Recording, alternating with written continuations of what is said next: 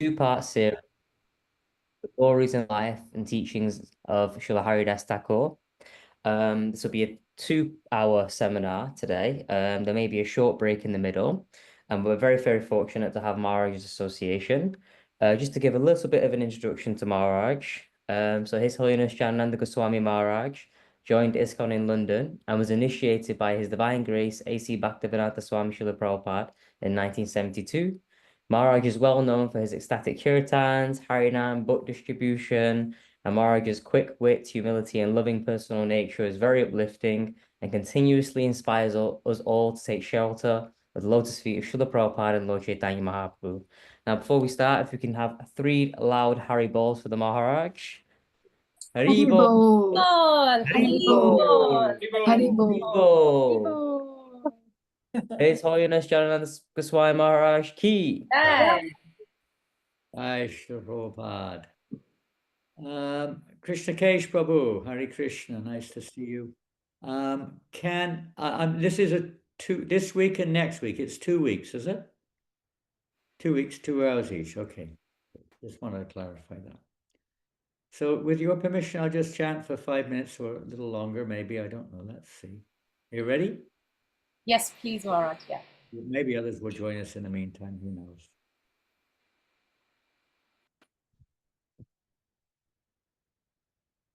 Namo Vishnu Padaya. We can all chant together because we can't really, have playback. All together. Namo Vishnu Padaya Krishna Prestaya Bhutale Vimate Bhakti Vedanta Swami Namaste. All together. Saraswati Devi. Unmute, please. Unmute. Everybody unmute. Otherwise, you can't sing it. Vishesha Can't hear. But you can sing on your own at home, wherever you are. Namaste. Saraswati Devi. Bhagavani Pracharine Vishesha Shivadi I Shitari meant to say mute. I think I said unmute. I meant to mute. Yeah. Only like 10 different devotees singing at different times. Shri Krishna Chaitanya Prabhu Nityananda Shri Advaita Gadadhar Srivasari Gaura Bhaktivinoda Jaya Shri Shri Krishna Chaitanya Krishna Advaita Gadadhar Srivasari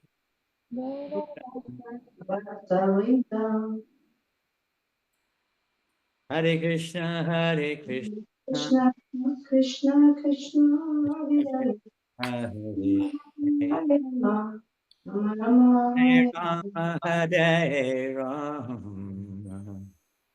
Rama Rama, Hare Hare. Hare Krishna, Hare Krishna, Krishna Krishna, Hare Hare. Hare Rama, Hare Rama, Rama Rama, Hare Hare.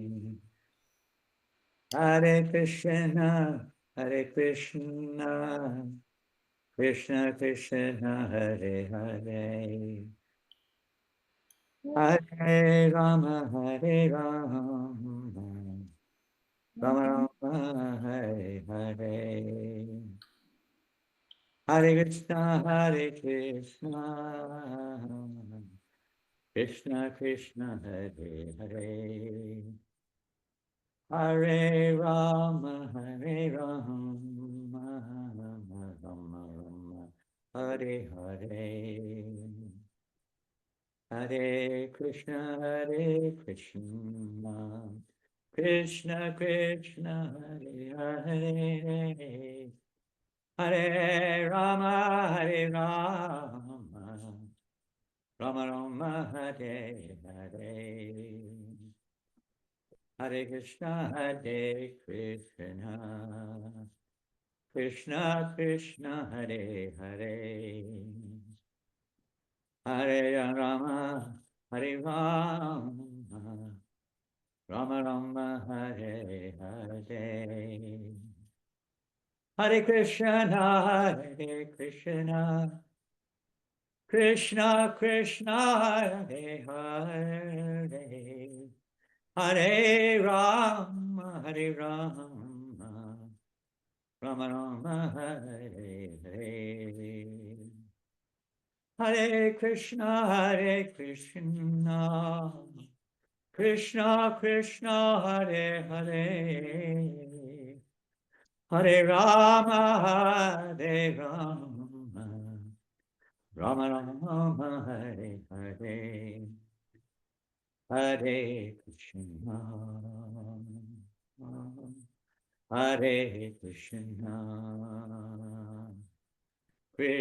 Krishna Krishna, Hare Hare, Hare Rama, Hare Rama, Rama Rama, Hare Hare, Hare Krishna, Hare Krishna, Krishna Krishna, Hare Hare, Hare Rama, Hare Rama, Rama Rama, Hare Hare, Hare Krishna, Hare Krishna, Krishna Krishna, Hare Hare, Hare Rama, Hare Rama, Rama Rama, Hare Hare. Oh, Premanandi, Srila Prabhupada ki jai. Hare Krishna.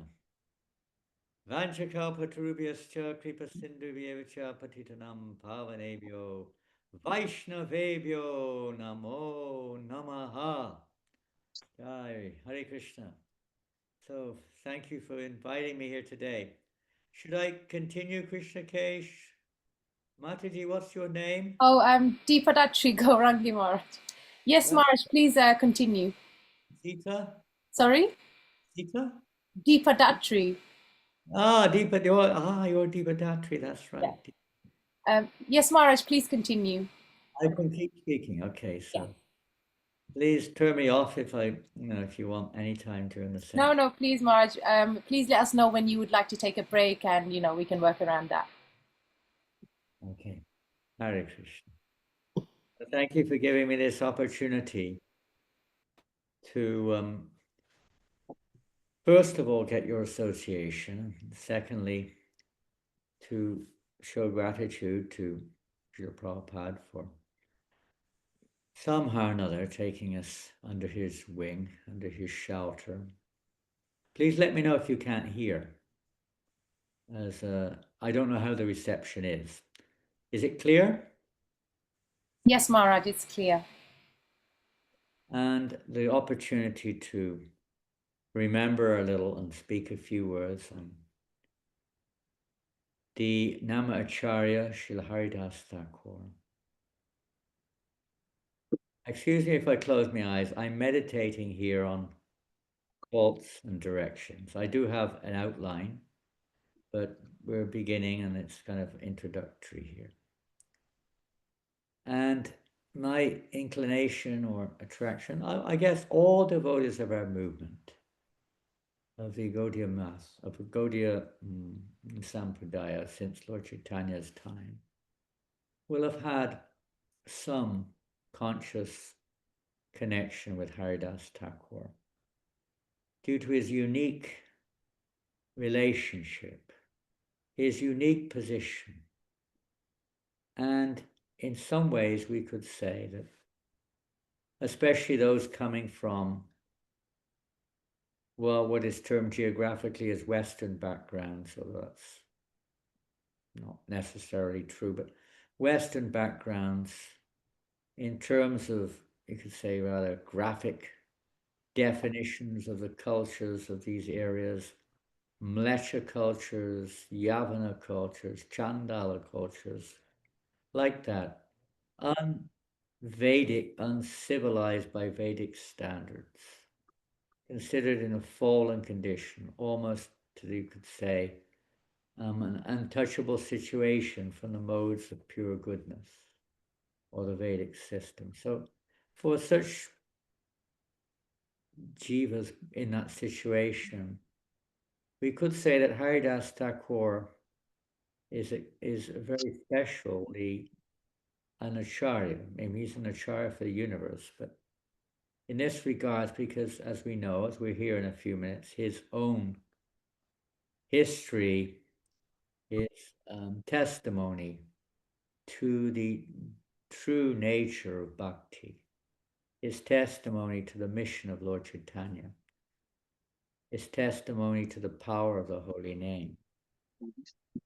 So in that regard, he's very special to devotees. I do feel strongly within ISKCON, particularly, not exclusively, but particularly is very special because this movement started, internationally speaking, in New York and consequently other countries throughout the world in a very materialistic setting, in a very degraded setting where members of this the first, let's say, devotees, if you like to say that, the first personalities coming forward to take shelter of Srila Prabhupada were mainly from the stock of meat eaters, drinkers, drug takers, and very strongly inclined towards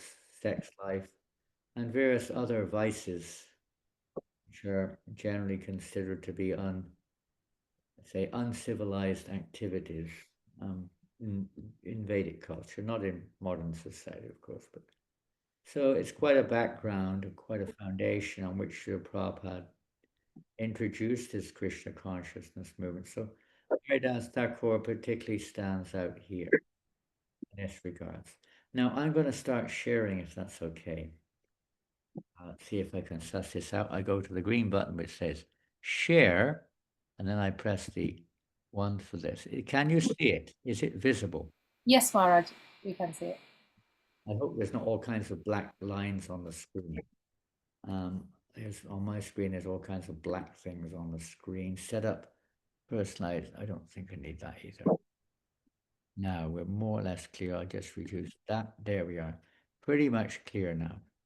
Okay, so this is, of course, some of you will be familiar with this deity of Haridas Thakur. If we were sitting in a room together, I would ask you, who is it and where is this? So of course, this Haridas Thakur deity. And this deity is in Jagannath Puri. Some of you will have been to Jagannath Puri, some of you have been to the Siddhabakul Kutir or Mandir now, where Haridas Thakur was, in Puri at least, was residing. So this is the deity there.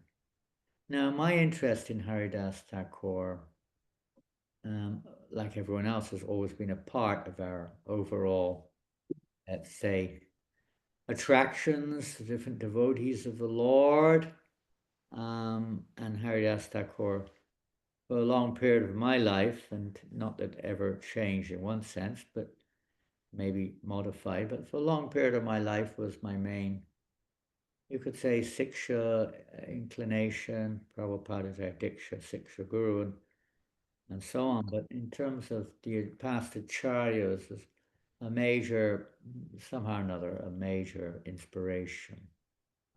To the extent that I've been going to Puri quite frequently, maybe 20, 30 years ago, and commissioning various paintings of Haridas Thakur from the local artist there in Jagannath Puri. We did 3 or 4, and I curtailed the procedure for various reasons after that. In the meantime, I was visiting London maybe 20 years or so ago. I can't remember exactly. But I met my dear godbrother Rupa Vilas Prabhu, who is here with me at this retreat, actually. And we were discussing things, and the topic of Haridas Thakur came up. And he said, "Oh, I'm compiling a book on the life of Haridas Thakur." I thought, "Oh, so am I." So we discussed for a little bit, and it was, I'm knowing that Rupa Vilas is a seasoned author and very intelligent. I was just a passionate, enthusiastic follower with no real, etiquette in this regards or idea, not really much of a writer. So having discussed, and discussing the thread of the whole thing, everything that I was thinking of, he'd covered and much more. So happily, we dropped that project, and Rupa Vilas consequently, and some of you have it. He came up, I'd have to go, I'll show you afterwards anyway. He came up with a, I'm going to show you now, because might forget. He came up, can you see? Can you see? Yes? Yes, Maharaj, we can see. I have this amazing book. It's amazing. It's a really beautiful book. I read it again the other day. I read it years ago. It's called Namacarya. And that painting on the, well, that's not a painting, that's a deity. That deity is in Puglia. Now, Haridas Thakur resided for a long time in a place called Puglia, which is more or less like the outskirts of Shantipur, a little distance from Shantipur, where Advaitacharya was residing. So he stayed there for a long time. It's not far from Navadvip. Some of you may have been there also. This deity is from Puglia. It's not the same deity. It looks similar, but it's different. So if you haven't got this book, try to get it. Now, we're going to get it, I do not know. It's not available very easily now. Maybe online you can get it. I don't know. There are very few copies of this book available as far as I know. I asked Rupa Vilas, he's got 2 copies left. There may be some elsewhere, but if you haven't got it, I would say, amongst many other books, this book is really an inspiring read. He has done such a great service for our Vaishnava community with this, amongst other books which he's presented on our acharyas, etc. But this one is really special. Please try to take advantage of Namacarya Haridas Thakur's association. Okay, is that fine? And now we're going to go back on to the PowerPoint, because it's going to guide us through. I've divided up into two kind of subject matters. Today, we're only going to touch the surface in 2 hours. Of course, there's not much time. We'll be touching the surface on different topics if Krishna allows, and if Haridas Thakur wishes.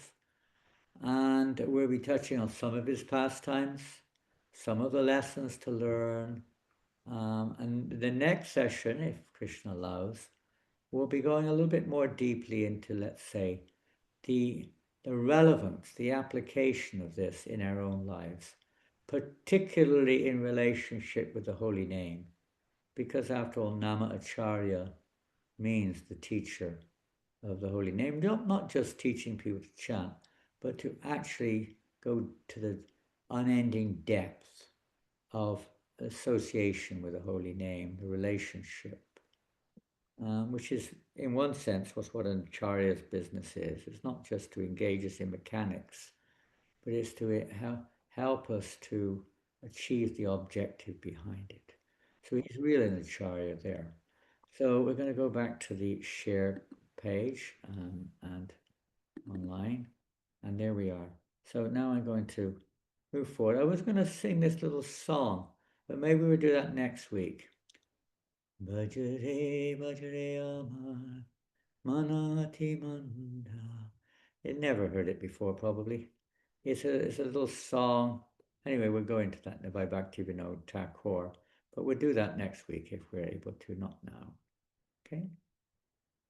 Because it'll take a little too long. It discusses Haridas Thakur a little. Just remember Haridas Thakur. You know, we'll see now. So we're going to have some invocation prayers. Now, I'm not going to ask you to listen and repeat. I want us to all chant wherever we are together, if you can. Namami Haridasam Tang Chaitanyam Tang Chatat Prabhum Sangstitam Apiyan Murting Svanke Kritvananartayaha. We meditate on this, and okay, we can read it, but it's good to say it also. When we speak something out, it has more of a, impregnates our consciousness deeper. Let me offer my respectful obeisances unto Haridas Thakur and his master Sri Chaitanya Mahaprabhu, who danced with the body of Haridas Thakur on his lap. Oh, we would say another prayer, a little off the track here. Om Jnana Timirandasya Gyananjana Shalakaya Chakshuranmilitam Yena Tasmai Shri Gurave Namah. Sri Chaitanya Manobhistam Stapitam Yena Bhutale Shrayam Rupakadamayam Dadati Shvapadantikam. And this is one of the statements of Bhaktivinoda Thakur, which has always inspired me a little in this regard, at least.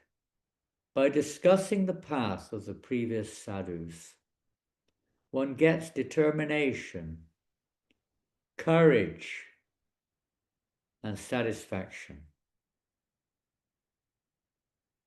When we discuss the path of devotional service exhibited by Sri Rupa, Sri Sanatan, Sri Raghunath, and Sri Haridas Thakur, then we feel such happiness that it cannot be described.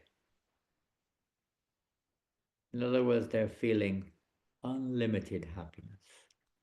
Because when we discuss their path, or the path of devotion, exhibited by these eternal associates of the Lord, we're associated, is even more pleasing to Krishna than to hear about him. And the secret of life, of course, is to please Krishna. So this is the most pleasing thing to Krishna. And as we see here, Bhaktivinoda Thakur is included, along with the Goswamis, Haridas Thakur, is an eternal associate of the Lord, as we'll see later. These are various verses, mostly from Chaitanya Charitamrita and Chaitanya Bhagavatam, maybe from one or two other places, but mainly from those two scriptures.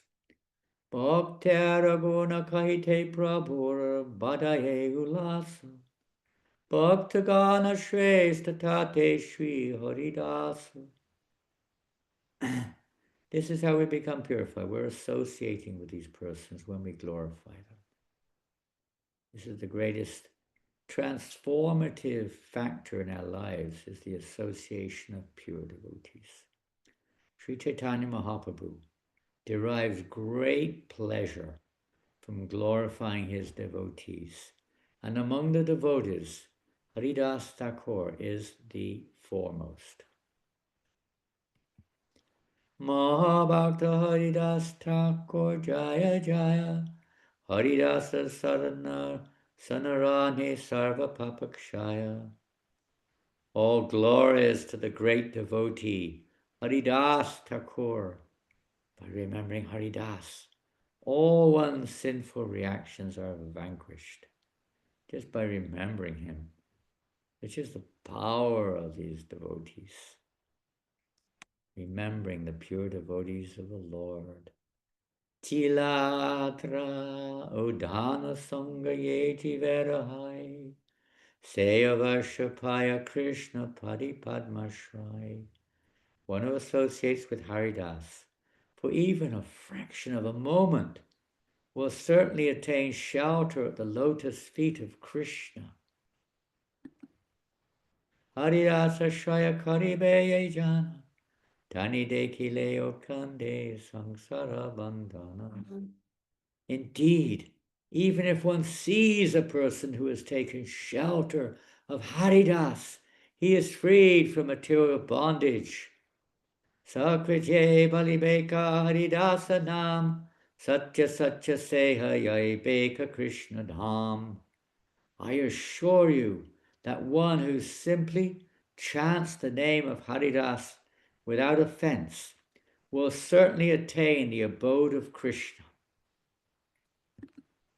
Haridas Smarane Oe Dukkha Sarvata Kande Sekshane Haridasera Kikata. What to speak of Haridas himself? Even one remembers his activities, is immediately relieved of all material misery. Eye de kila natilena Haridas, onritya de kile sarva bandha hayanash, Haridas anritya Krishna nachena apani, Brahmanda pavitrahayo nitya darshane. One who sees Haridas dancing is freed from all bondage. When Haridas dances, Lord Krishna personally dances. Thus the whole universe can be purified by seeing his dance. Spashara kidaya dekile Haridas, chinde savajivara anadi karma pash. What to speak of his touch? Just by seeing Haridas, one is released from the bondage of fruitive activity. Sa shatavarsha shatamukhe uhana mahima, kahileo nahi pari kari pari sima, bhagyavanta tomara se tomasabhaite, uhana mahima kichu aila mukete.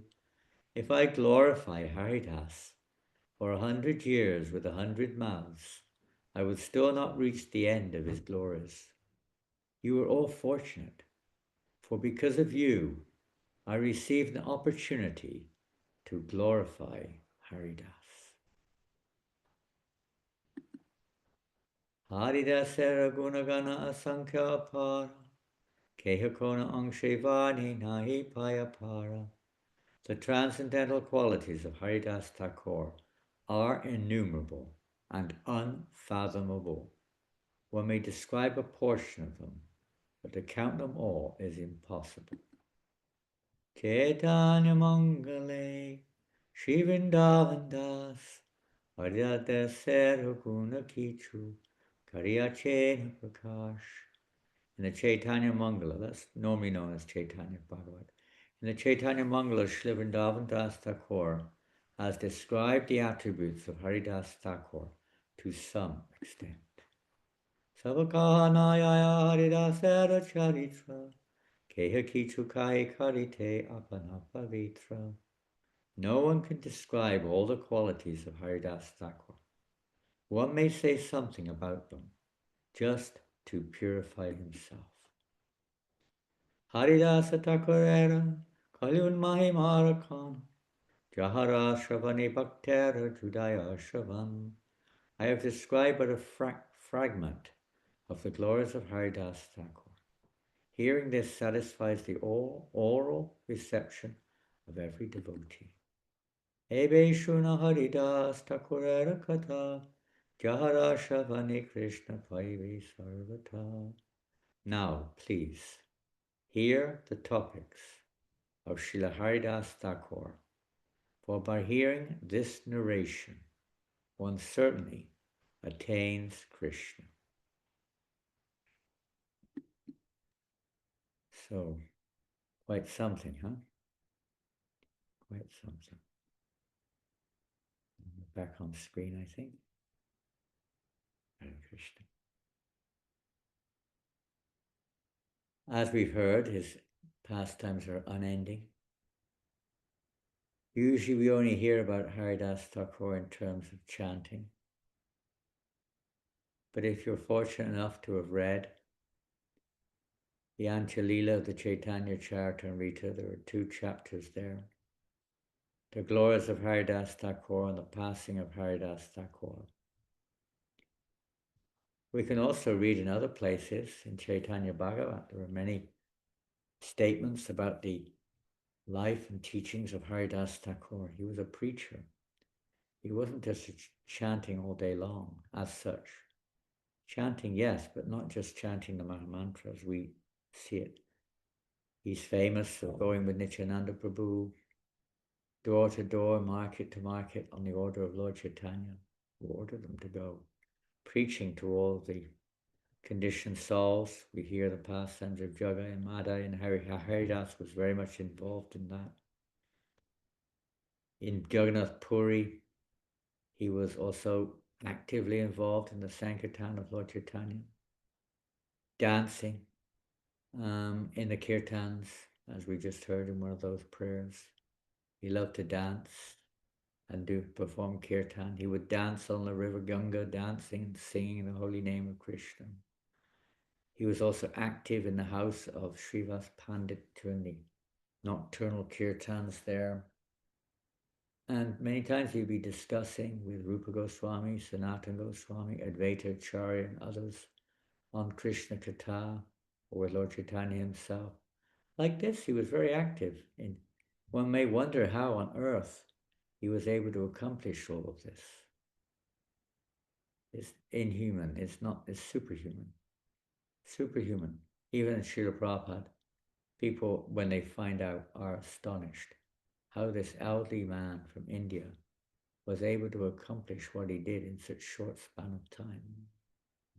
It's not just traveling the world and preaching and making disciples, but the number of the books which he compiled, the lectures which he gave, the letters which he corresponded to, the darshans which he gave, etc., are just inconceivable, not possible for an ordinary person of this world. These Nityasiddhas, eternal associates of the Lord, come to this world on the request of the Lord. Now we're going to give a little background before we go into some of the, let's say, specific topics. We're only going to cover a few because they're unending. We'll mention most of the known ones and maybe discuss a few at little length. Let's see what time allows. But one of the most unique things about Haridas Thakur is his identity.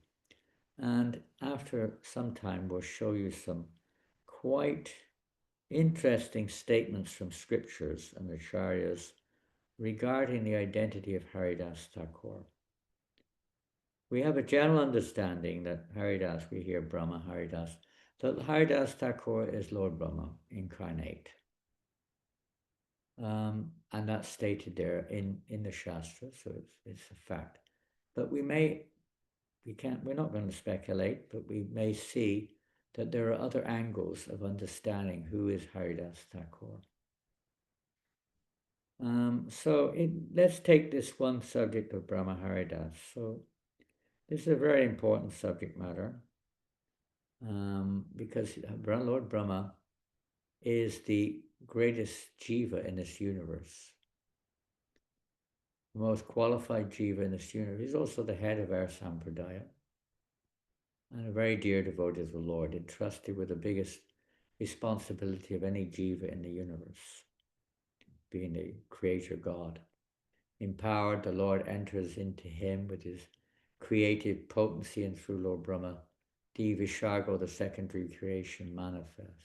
He's the engineer of the universe. Some of you are engineers. The one sat next to me here is an engineer, and he struggles with a little building sometimes. What to speak of the whole universe? Quite a task, to say the least.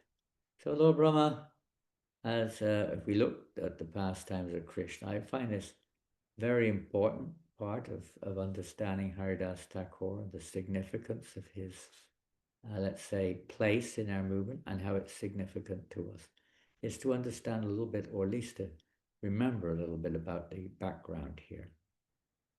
That Lord Brahma was witnessing when the Lord appeared. The demigods were also, and this is another interesting feature, by the way, which is not generally discussed, but the eternal associates of the Lord, when the Lord expands, they also expand. They're not like in this world. In this world, a pastime takes place in one place, not in many at the same time. It's one or the other.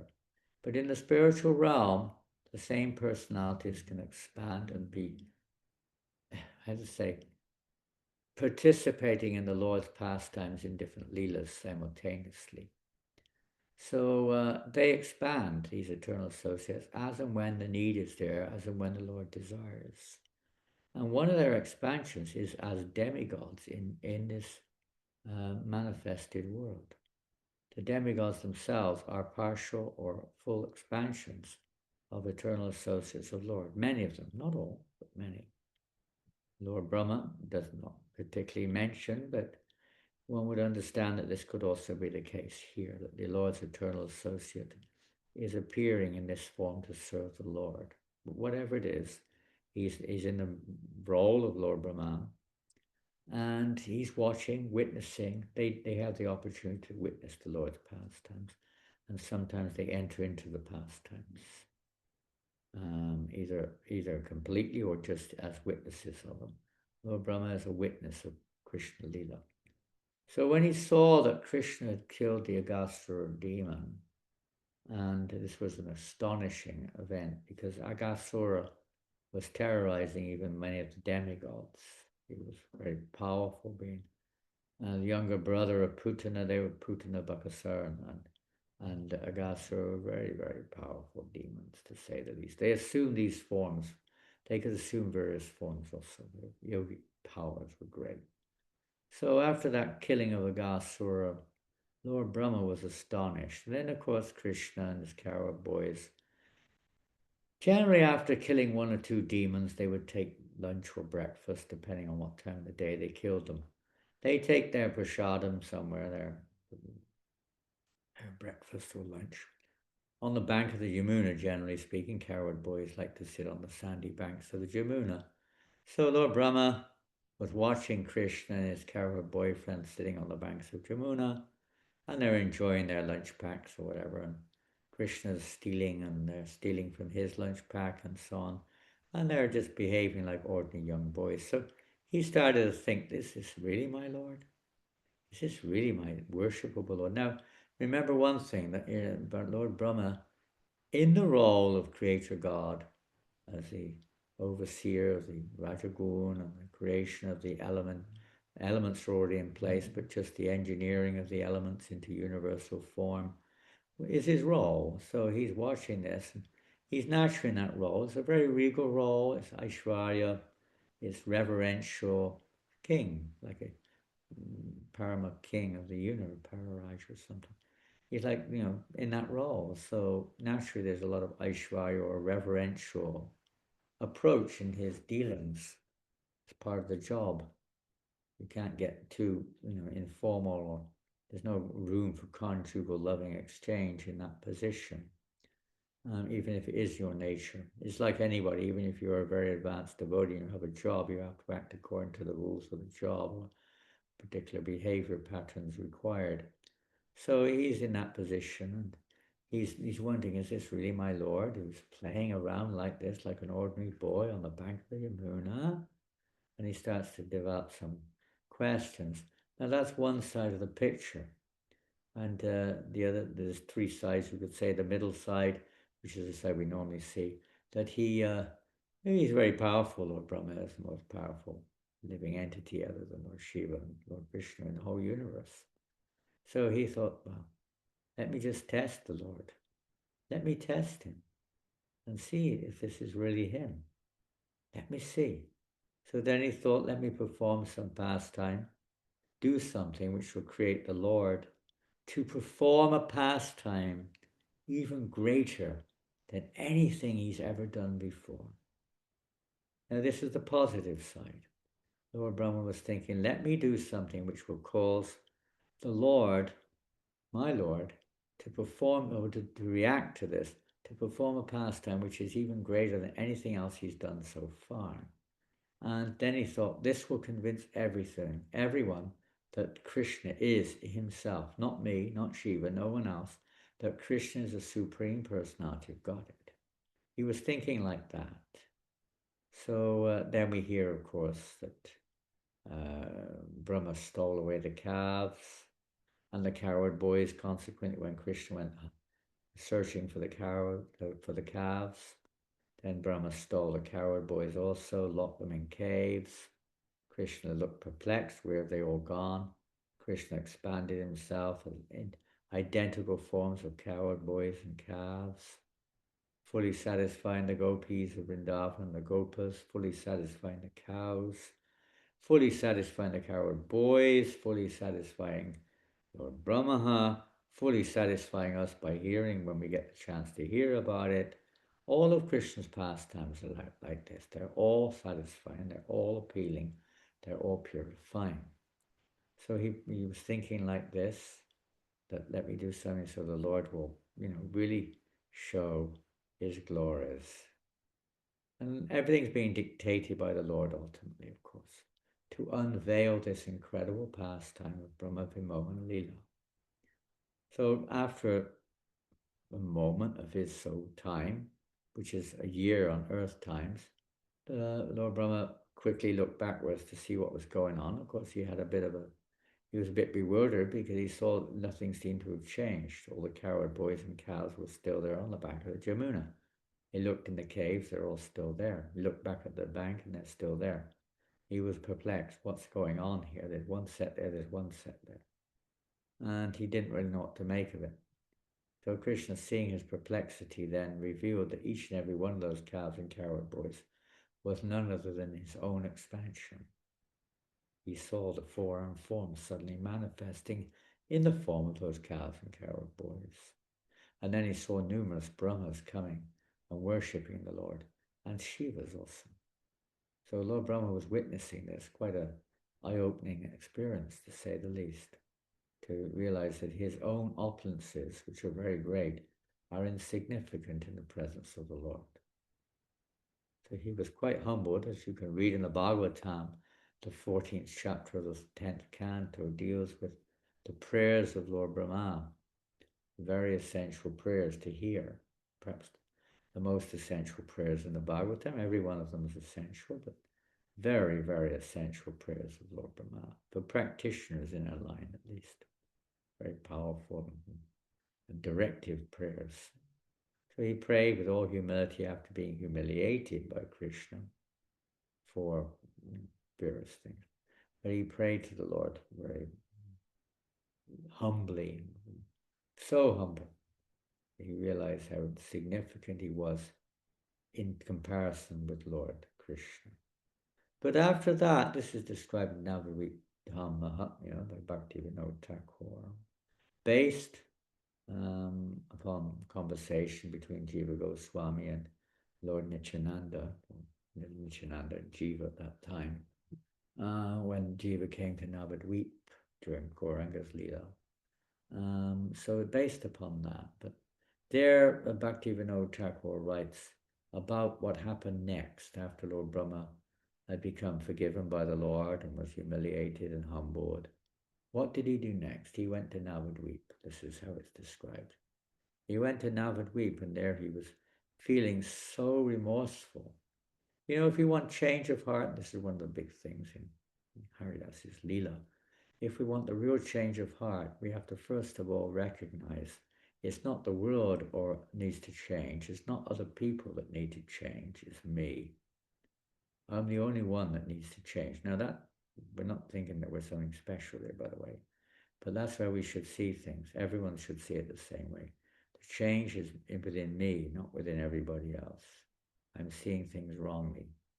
I'm impure, whatever. But it's within our own heart that we have to look for change.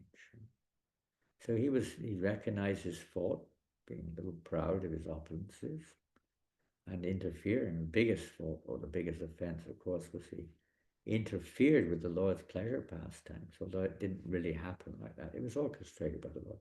Carol boys for 1 year didn't know a moment had passed. They were still, really didn't go anywhere. They were just unmanifested to external vision. But they didn't even know what happened. They were just completely absorbed in what they were doing during that year on the bank of the moon. It just passed like a flash, hardly a split second.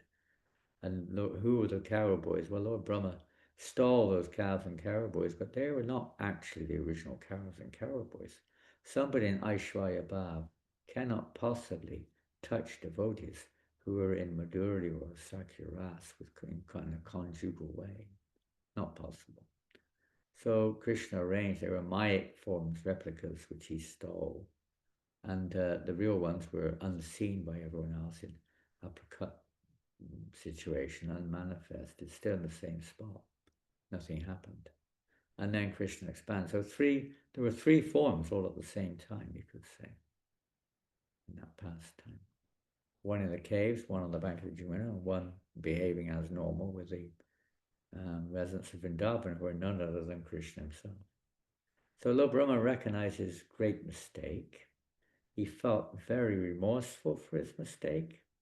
And then he thought what to do to repent. Repentance isn't just an admittance. Repentance is the active application of a process to rectify one's mistake. Many times we forget that is an important point in regards to Haridas Thakur's life also. But it's actually a practical application. I hope you understand that. It's not just, I'm really sorry.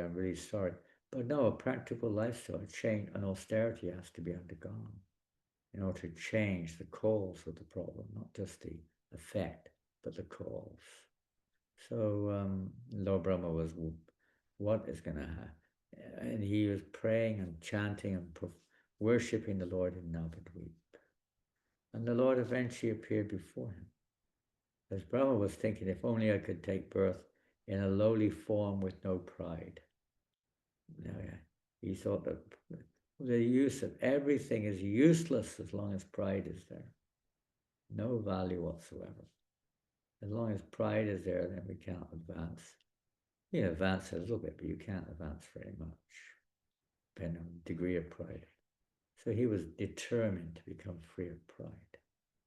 He was praying for this. So the Lord appeared to him after some time, as in the form of Lord Gauranga. Lord Brahma was overwhelmed in ecstasy, of course. And then the Lord gave him. He fell at the Lord's feet and appealed to him in a very humble way and begged for his mercy that he become free of pride. And then Lord Chaitanya said, Lord Gaura said, don't worry, I assure you, my next appearance, that you will appear along with me. You will also come. And right there, many times devotees ask this question about Haridas. Who is his spiritual master? Many times devotees ask him. And oftentimes there's no real answer there. Oh, it's quoted that maybe Advaitacharya is his spiritual master. That's quite commonly. Well, he was at least his Siksha. He took shelter of Advaitacharya also, who, interestingly enough, is a mixed form of Lord Vishnu and Lord Shiva. So he naturally took shelter of them, or him, in the form of Advaita. But aside from that, this pastime in Navadvip, recited by Bhaktivinoda Thakur, is very fascinating because Bhaktivinoda Thakur describes how Lord Gauranga said to him, you will appear along with me in my next appearance as Gauranga. And you will be my chief assistance in spreading the holy name. And your name, and you will appear in a lowly family, in a Muslim family. This is there, written there. And so you'll appear in a Muslim family in a place called Brun. Well, that's described later, actually, not there. But you will appear in a family of Mlechas, Yavans. You will appear there, and your name will be Haridas, the Lord said to him. And you will chant 300,000 names a day. Now, in reality, that's initiation. So in one sense, although, It's not in that lifetime of Haridas, you can say. He was initiated before he appeared in the form of Haridas by the Lord himself, by Gauranga Mahaprabhu. Gave him his name, gave him his sadhana, and everything. Told him his responsibilities. So sure enough, that took place. Haridas Thakur was born in the village of Buron, which is presently in Bangladesh. And right as a very young, the Muslim parents, Muslim families, is confirmed in many places. Some disagree, but in all the Shastras it states, the Shastras that deal with it state that. So he appeared there, and it said that he appeared about 36 years before Lord Chaitanya. Many of Lord Chaitanya Mahaprabhu's eternal associates came before him to set the scene. Haridas Thakur had a very significant role in setting the scene before Mahaprabhu's appearance. Mahaprabhu has his internal and external reasons for appearing. We generally see Haridas Thakur mainly in relationship to the external purposes of the Lord to spread the holy name. But we may see, if we have time today, if not next week, then that wasn't all he had. He was involved in other things on the internal aspect, not just the external. But primarily our relationship with him is on the external, because he's Namacarya. He's the Chanda, the teacher of the holy name. And he left home. There's no historic writing exactly, but the acharyas to say he left home at a very young age, completely left home. What the circumstances were, some say he was orphaned, different circumstances. Nobody really has a Shastric definition or statement in that regards. But it's for sure he left home at a young age.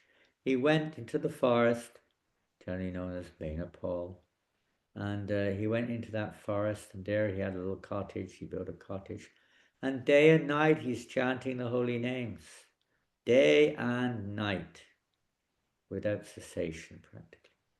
And what was the catalyst, whether there was one or whether it was all just an internal directive from the Lord, there's no reference.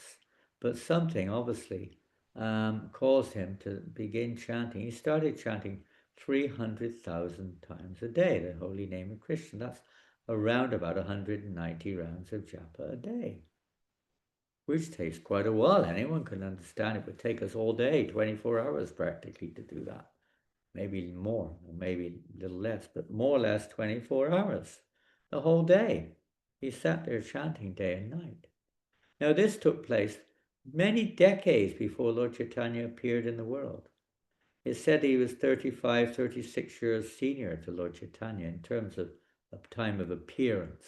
There's no junior, senior in absoluteness in one sense, but in terms of his relative time of appearing in this world, it was 35 to 36 years prior to the appearance of Lord Chaitanya. So he was a fair bit older than Lord Chaitanya from a relative perspective. So he was chanting there day in, day out, day in, day out. No association externally. There's no record of him ever meeting a Vaishnava. Eternal associates of the Lord are like this. They don't depend. They may show for teaching, but they don't depend upon other things. Their association is internal. They're on a different plane to us. We're on the external platform. We need external association. So, but he was different. And there's a famous pastime, which is one of the, you could say, one of the most relevant lessons for us of his pastimes there in Benapal. And if you know anything about his time there, this one is the one that's known. It's there in the Chaitanya Charitamrita. How the local zamindar, his name was Ramchandra Khan, he's like one of the tax collector for the local area, very rich people usually. And Hindu, Muslims had a lot of Hindus employed in their service. He was one of them, Ramchandra Khan. But he was a Shakta worshipper, means he's worshipping Durga Devi, worshipping the energy and not the energetic. So he was a very materialistic person, rather envious, proud. And he heard about this converted Haridas, who was previously a Muslim. There's now people were coming there to that lonely spot and respecting him. people were talking about how amazing it is that this Muslim-born personality is now a great Hindu saint, and so on. So this came to the ears of Ramchandra Khan. He was quite envious and didn't like it at all because Haridas was getting attention and so on and so forth. So he was very upset. And he thought of a way to try to defame Haridas because it was diminishing his own, say, respect that people were giving him. So he thought, let's get rid of this Haridas so that I can get more respect. And oftentimes we have that mentality. This is an unfortunate mentality which sometimes is there. So much we're seeing ourselves in the center, and we gain pleasure when we see others pulled down or criticized or defamed. Modern social media is an expert media of spreading falsity or rumors or gossip or whatever it is. And this comes up several times in Haridas Thakur's life. There was no social media, of course, as we know it now. That wasn't there, but there was always some kind of media. And now we're in a very risky situation with the social media being so, what we say, everyone's so exposed. There's no respect anymore. So many things go on that forum. So anyway, he wanted to defame Haridas, so he devised that scheme. He employed the prostitute Hirabai. Hirabai is the forest of Hira. Her name was Hira. So she became, because she was a great prostitute, she volunteered, very expensive, Lakpati. She was also, not Lakpati, Lakhira, I think. One who, Mina, very expensive prostitute, most expensive. So she agreed on behalf of Ramchandra Khan to go there to that lonely spot and entice Haridas into union. So she went there, and on the first night she arrived in the evening, and after a while, showing respect, even the prostitutes had some devotion. She showed respect to Haridas, to the Tulsi plant, and like that. So she was a little respectful, but she sat there and gradually trying to entice him. Haridas said, I'm sorry for now. Now, this is a really important lesson. There are many lessons in this pastime which we can, if we're sincere, we really want to, we can take a practical advantage of. So she was showing her, say, her private parts practically in a licentious way, trying to entice Haridas. But Haridas said, my dear lady, whatever, he addressed her mother, my dear mother, I'm sorry, but I've made a vow that this month I'm going to chant whatever, 10 million names or something this month. And I haven't finished my vow, but I promise you, I'm almost finished. As soon as I finish my chanting, I will satisfy whatever desire you have. Well, that's a bit of a risk, to say the least. But he said like that. And she sat there all night long as Haridas is chanting.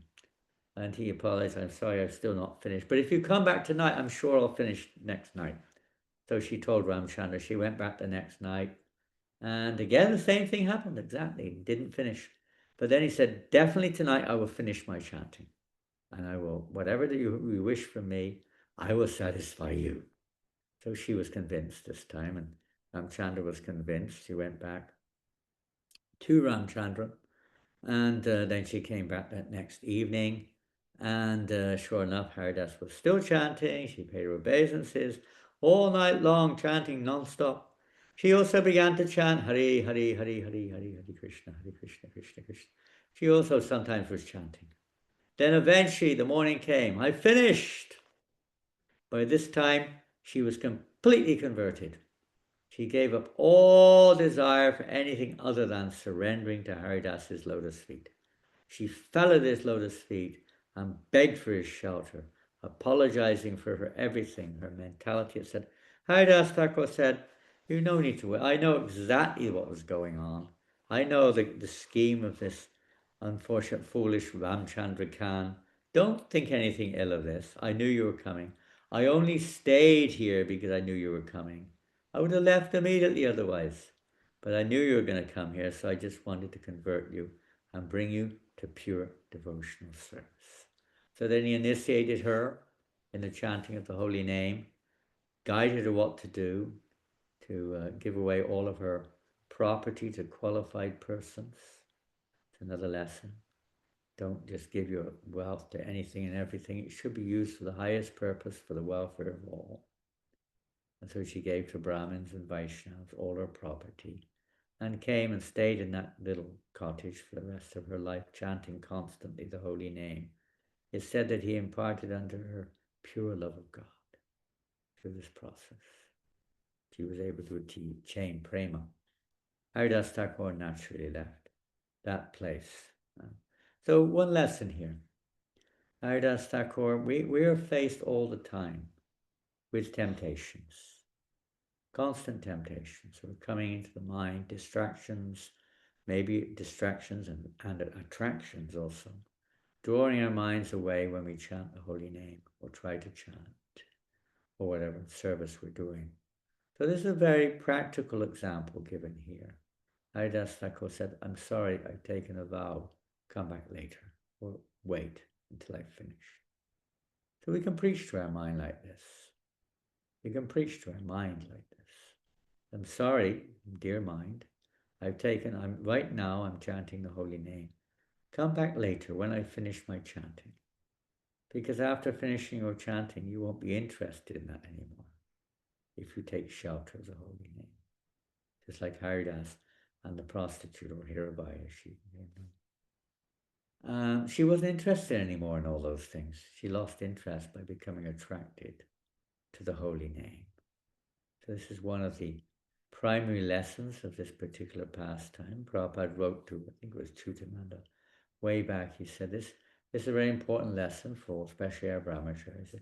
Whenever they think of any desire for sex life, they should remember this pastime of Haridas Thakur and the prostitute. He said, if ever your mind starts, dwelling on these things, remember Haridas Thakur, pray to him, remember this pastime.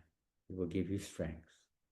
It will give you the conviction that we need not to be captivated by the objects of the senses. So Prabhupada gave that to us in two or three letters actually like that, reminding us of this wonderful pastime of Haridas. So that's probably the first pastime which is recounted in his life, was this one in Benapole. From there, he left that place and left Hirabai there. Then he went to another place, I think it's called Chandrapur, where the father and uncle of Raghunath Das Goswami later became, where they were residing. They were also great tax collectors, extremely rich, very rich. Hindus, very, very rich. Ramchandra Khan, by the way, before we forget it, he completely lost everything for the offense that he committed. Now, if you commit an offense to a Vaishnava, and this comes up in both of these pastimes, one of the key things, it is such a serious matahatava. It's the greatest offense towards a Vaishnava. It's like a mad elephant that destroys the creepers of devotion, smashes them to pieces. When we criticize, offend, blaspheme, or whatever you want to call it, a Vaishnava, no matter how advanced they may be, one has to be extremely careful criticizing, blaspheming, etc. It can block, if it will not destroy entirely, it certainly will block our progress. So this Ramchandra Khan was completely destroyed. Lord Nityananda came to his village. Ramchandra Khan was offensive to Nityananda. Nityananda basically cursed him and said, your house is not fit to stay anyway. This is a fit place for cow killers. Shortly after that, the local Muslim magistrate or somebody, Muslim leader, came there because this Ramchandra Khan was accused of misappropriating government funds. He came there and practically he arrested him, he arrested his whole family, everything, locked him up, pillaged the whole village, and and ate cow's flesh right there in his house. Killed a cow and ate the flesh right in his house in front of Durga Devi. Right there because of the offense which Ramchandra committed. You may not get away with it, don't worry. It's not like You can't get away with it. Krishna does not tolerate such things. The same thing happened when Haridas Thakur went to that village. There was one great devotee there, Balaramacharya, who was the priest of Govardhan and Hiranya Majumdar, the father and uncle of Raghunath. Raghunath was a little boy, just a few years old at that time. Haridas appeared there, and his parents, when they heard about that he'd come, Balaramacharya was giving him shelter, and they were very eager to meet him. So the Acharya brought them to the house of Govardhan and Hiranya Majumdar, and there Haridas, they asked him to speak on the glories of the holy name, which he did. And everyone was very, very happy and very inspired, except for one person, Gopal Chakravarti. He became very upset. He was a puffed up Brahmin, born in a Brahmin family. So one of the key things of Haridas Thakur's appearing in this way was that Lord Chaitanya's mission, one of the foundational aspects of it, is to prove that birth is not the main factor. Anybody from any walk of life, even those of mlechas, yavanas, chandalas, doesn't matter what they are, can become a pure devotee if they take shelter of the holy name or take shelter of Krishna. It's not by birth that one is qualified. It gives you an opportunity, but it's not a qualification.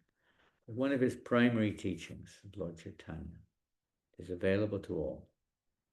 So this Gopal Chakravarti didn't agree with that philosophy at all. He was a proud Brahmin, addicted to the rituals of the Vedas and so on and so forth. So what is going on here? What do you mean? You know, who are you to say these things? He started speaking like this to Haridas. Said, you know, what do you know about these things? You say that by a mere glimpse of chanting the holy name one can gain liberation? What nonsense is this? Which scripture states this?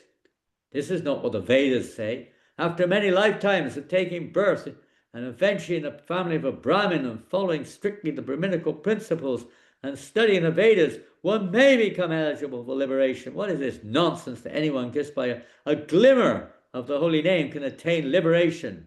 This is nonsense.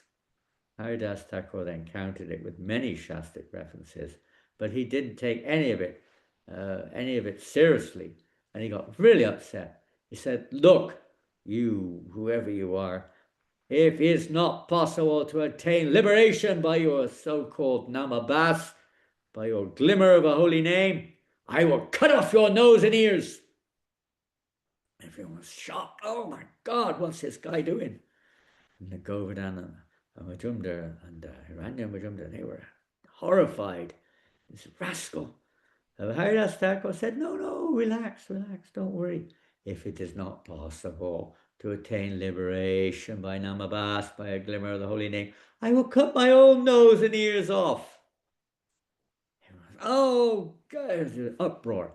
Immediately, they chased Gopal Chakravarti away from the scene, immediately. He was actually working for Govardhan and Majumdar. He was one of their tax collectors. They immediately fired him from his service, banned him from coming near the place. Haridas Thakur thought nothing of it. He just, don't worry, he's just a young, inexperienced young boy. Doesn't know much. He's just inexperienced. He took nothing of it. He didn't take offense at all. And he left there, but the Majumdars were very upset, very disturbed by this. But in the meantime, Gopal Chakravarti, after a few days, he developed leprosy. His nose melted and fell off. His ears, his fingers, he was very beautiful. His body was very young and handsome. And all the limbs, fingers fell off, nose fell off, ears fell off. He was covered in leprous sores. He was a horrible sight. He lost everything, absolutely everything, because of his offense. And although Haridas forgave him, now this is a very important lesson. Haridas Thakur forgave him. You could say, well, why did he suffer? Well, he didn't approach Haridas for forgiveness, but nonetheless, devotee always forgives. One of the symptoms of a devotee. But he never takes offense in the first place. There's really nothing to forgive. But Gopal Chakravarti had blasphemed Haridas Thakur in public. So the acharyas say that if you blaspheme or criticize someone in public and you realize you've made a mistake, you have to go to that same arena to get released from the effects of those offenses. But he didn't do that, even if Haridas forgave him. Therefore, he suffered. Because he blasphemed Haridas in the assembly of the residents of that village, including Govardhan and Naranya. So therefore he had to suffer like anything. Only when one, that's why these areas, we have to be very careful. Social media, when we write something nasty about something, or even listen to something nasty. Now that's another incident which we'll try to hear this morning if time allows. Yeah, we should be able to pop it in there. I can't stop it. You know, when you're in gear, you can't stop on the highway all of a sudden. We're getting into gear now. We're approaching gear. So he, from there, Raghunath Das was also there, of course, in that village. And Haridas Thakur was Raghunath's Siksha Guru. He was the one who instructed young Raghunath on the path of pure devotion, the holy name, devotional service to Krishna. Haridas Thakur was like the Siksha Guru of Raghunath Das. That was his first meeting with an eternal associate of the Lord, you could say. So that was also very significant there. So with social media, as we were saying, if you said something about someone on social media, then you come to your senses and realize that was wrong. I shouldn't have done that. Then it's on social media that you have to beg for forgiveness, not the person. The person, yes, also both. But you also have to go on social media and say, I'm really sorry, everybody online. I'm a #1 rascal. I've offended a Vaishnava. I'm so puffed up, whatever it is. Pretty hard to do, isn't it? Not so easy, so be careful. And even if we hear blasphemy, now the next known, or there's a few others we're not going to mention, there's a Shradapatra, a few other instances that took place with Advaitacharya. But from there, he basically went to Shantipur and associated with Advaitacharya. Advaitacharya was very happy. This is all before Lord Chaitanya's appearance, by the way. And there, Advaitacharya and Haridas Thakur were associating with each other in ecstasy. There were very few devotees at the time. There were some, but not many actual devotees. Pseudo devotees and so on, but not many real devotees. Mostly were Shakta worshippers and pseudo devotees, sadhyas and this and that. So Advaita was very happy to see Haridas Thakur, and they were relishing each other's association. It's so important when you come together with devotees to put Krishna in the center and to relish that association. It's very rare. So Advaita arranged a residence for Haridas Thakur on the banks of the Ganga in a place called Pulia. We already mentioned briefly a little area just outside of Shantipur, and there in a cave-like dwelling, Haridas Thakur resided there and chanting happily day and night. Associating with Haridas, he would go to his house sometimes for prasadam, for katha, and then continue chanting and dancing and what have you. So he was there, and he became, and all the local people in that area were impressed by this personality who's arrived now, and he's became known he was born in a Muslim family. They were all astonished to see such a great devotee coming from such a background, and many even Brahmins, different people were started to respect him. Even Muslim people started to respect him, and this was too much to the local Muslim Qazi. It's not the Shan Qazi, it's a different Qazi, it's a local magistrate. It's not a name of somebody, it's a title.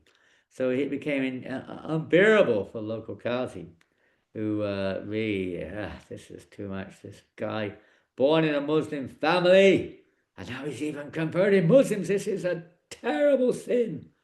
It must be stopped. It must be stopped. So he went to the Nawab. The Nawab was listening to him and said, "You've got to stop this man, born in a Muslim family, and he's become a Hindu. This is the greatest sin you can commit. Not only that, but the other Muslims are starting to get affected by him, and it's going to be a disaster. We have to stop it immediately." So what to do? We have to arrest him. So the king sent his guards there to Pulia, and they arrested Haridas. Haridas very humbly and willingly went with them. "If you wish, I can go, no problem." And they took him away amidst tremendous protests from many of the locals. But they took him away to the residence of the Nawab, thrown into the jail, threw him in the jail. Of course, the prisoners in the jail, this is another wonderful example of the power of association, how we often misunderstand association. We miss the point. So they're in the jail, so many Hindus in the jail, and Haridas was thrown in the jail until the Nawab called him for trial. So he was in the jail, and most of the Hindus could recognize this man is a sadhu, he's a saint. Oh, how fortunate we are to get the Sadhu Sangha, the association of devotee. And they beg him, oh, Haridas, Haridas, please bless us. We are suffering here in the prison, please bless us. And Haridas gave him a rather unusual blessing. He said, may you stay exactly as you are. Oh no, Haridas, Haridas, please, please, not like we are now. We're suffering. Haridas said, no, you please understand what I mean. Right now, you are remembering Krishna. You are not engaged in sinful activities. Stay like that your whole life. Do not engage in sinful activities and always remember Krishna. That was his blessing. And said, don't worry, you will also get released from here very soon. So then it became somewhat elated. And then Haridas was taken for trial to the Nawab. And the Nawab could see that he was a very effulgent person. He immediately offered him a place to sit. And he showed him some. The Nawab wasn't quite as bad as the Qazi. He offered him some respect, actually. He said, what is this? I hear that you were born in a very elevated Muslim family. How is it you've taken to the sinful ways of the Hindus?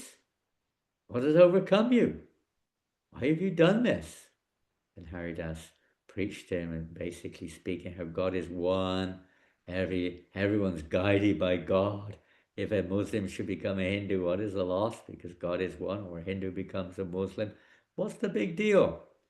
God is in the heart of everyone. There's only one God. He preached to him like this, and now was quite impressed. He said, well, he was quite taken aback by the philosophy of Haridas had preached to him. And then he looked at the Qazi, so what to do now? Well, if he says like this, let him speak, let him confess on the Quran. Oh, okay. Let him recite the verses from the Quran, if it's all one. So they asked Haridas. Haridas said, you may do as you like, but I will never, ever give up chanting the holy name of Krishna. You can do what you want with me.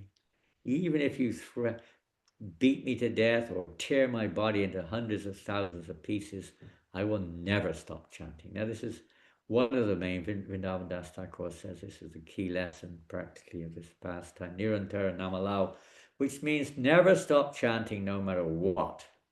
And sometimes we don't start, but we should try to always chant as much as we can. This is Acharya teaching us the secret to always chant the holy name. So then the Nawab said, what to do now? The Qazi was fuming, and some of the other Qazis were fuming. And they said, he should be beaten to death. This is the greatest sin that anyone can commit. Not only is he converted, but he's converting others. Such a sin. So what punishment? He should be dragged through the streets of the town and beaten to death in every marketplace until he dies. Whipped, beaten. So Nava said, what can I do? If you read from the Quran, I will let you go, but otherwise I have to go along with it. So they dragged him away, the guards dragged him away to the marketplaces, beating, whipping, smashing him with sticks and whips and whatever. People were coming and trying to stop them. They were trying to bribe them, but they wouldn't budge. They had the king's order. They were determined. They were very determined. And one marketplace, two marketplaces. Normally no one survives 2 or 3, maximum. Nobody would survive. 22 marketplaces in that town. And still Haridas is completely unaffected, it seems. As they were dragging him and whipping him, he's smiling and chanting. Smiling and chanting. They didn't know what to do. The guards were absolutely flabbergasted means exhausted, totally frustrated, nowhere else to go. They've been to every marketplace in the town. They couldn't perform their duty. They looked very despondent. Haridas said, "What's wrong?" They said, "Oh, you must be you were a great saint." They could recognize he wasn't an ordinary man, because even the Qazi said, if he survives that, then we would believe what he says. So he did. But the guards were worried, because they were thinking, we failed in our duty to our master, and our master can be really cruel if you don't do what he asks. He'll kill you. So they said that we were afraid that we may be killed instead of you, because we failed. And Haridas said, "Oh, then if you mention it, I would have acted earlier. If my staying alive is causing you harm, then let me die. I don't want to cause you any harm." And this will be next week. We won't go into the inner aspect of this. This is one of the most important aspects of this pastime. So then Haridas said, "Okay, I'll die." But he didn't die exactly, but he appeared to be dead. He stopped all of his bodily motion. There was no breathing, no heartbeat. He suspended everything and went into complete samadhi. And they thought he was dead. We did it. And they dragged him off to the Nawab, and to present him to the Nawab. Nawab said, "Okay, now bury him." Kazi said, "No way. He doesn't deserve the high end of which is privilege of a Muslim to be buried. He should be thrown in the Ganga and go to hell with all the other Hindus." So they tried to throw him in the Ganga, but it was almost impossible. The Lord entered into him like an anti-shake, so heavy that no one could touch him. He was like, so 20 men couldn't move him. But eventually Haridas consciously agreed to allow them to take him and throw him in the Ganga. They tied him up, threw him in with balls on him, threw him into the Ganga to drown in the Ganga. And we'll read one more thing on this later, which is very fascinating, but I'll read the verse later. And they threw him in the Ganga, thinking that's the end of him. Kazi was very happy with success. Got rid of him. And then, of course, Ganga had another idea. Ganga Devi took him down the river, suspended him down the river, and delivered him back onto the banks of her river, right there in Pulia, the very place where he'd been arrested. He got up out of the water, walked onto the land, walked back to his cave, and carried on chanting, as if nothing had happened. Quite something. Local Brahmins came and they were shocked and stunned. "Haridas, you're here, you're back." And then they heard what had happened, and they were so happy. Even the local Muslims, everyone was astonished. Everyone accepted him as a great saint now. Nobody had any doubt. Krishna has his ways. And they asked, "But Haridas, we don't understand. We don't understand. How is it you got punished like this? What was it? It's not right. You got punished like this." They said, "Of course I would. I deserve more than that." Now this is, again, next week, if we're allowed, we'll be speaking a little bit on this subject. The most famous stanza of Lord Chaitanya's Sikshastakam Trinadapi Sinichina, Terora Hishna. But that's the key, you could say, the key of Haridas's teachings. So anyway, to cut it short, he said, "I heard blasphemy in the court of the Nawab. I deserve to be punished much more. I got off lightly. By hearing blasphemy." But this is not just to blaspheme, but to hear blasphemy is also a great obstacle on our path. We have a tendency to almost enjoy it sometimes. Be very, very careful in this regards. And if you hear blasphemy, there are 3 things to do. If you can stop it and cut the tongue out, it means literally defeat the other person. That's first class. If you can't, you're supposed to give up your body on the spot. But Prabhupada said we do not do that. That we don't do. Maybe previous ages that was done, but not now. Prabhupada said there'd be nobody left if we had to do that. We'd all be gone, because you hear it regularly. The third thing is close your ears and go away. I'm not going to hear that. You can talk to the walls, but you're not going to talk to me this stuff. We don't hear it. And that implies to social media too, by the way. Be careful. So like that, he carried on chanting in the cave. Even the Nawab eventually heard about it, came there and fell at his feet and begged forgiveness. Begged forgiveness from Haridas. Haridas forgave him, and the Nawab gave him. Of course, not that Haridas depends on that either, but he accepted Nawab's offer. You can do anything you like in my kingdom. There is no restriction now to what you do. You're indeed a great saint. And the Qazi was another thing.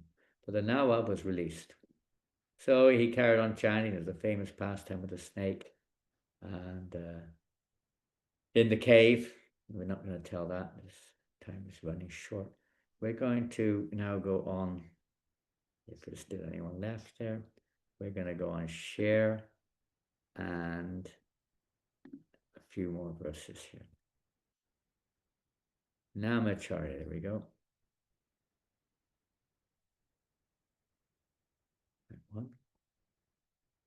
So we're going to bring another subject matter in at this point. This is another of the most important lessons which Haridas taught. And this was brought to the surface, exemplified when Sanatana Goswami and Rupa Goswami visited Lord Chaitanya in Puri. Now, when Haridas was in Puri, as you may know, when Lord Chaitanya took sannyas, after some years, Haridas also went there. Lord Chaitanya gave him residence at Siddhabako, because Haridas, born in a Muslim family, would not go near the Jagannath temple. Not in it, not near it. Not near it because he considered he might be seen or touched by some of the priests, and that would be a great offense for him to do that, to contaminate them by his vision, by their vision of him. He felt so humbled. So he didn't go near it. He just, Lord Chaitanya said, okay, you stay here, and you daily, you chant your chanting of the holy name, and you meditate, or you look at the chakra and the flag on top of the temple. So he would do that. He would sit from his vantage point, he could see the top of the temple. Lord Chaitanya was coming every day to see Haridas. You don't need to see the Lord.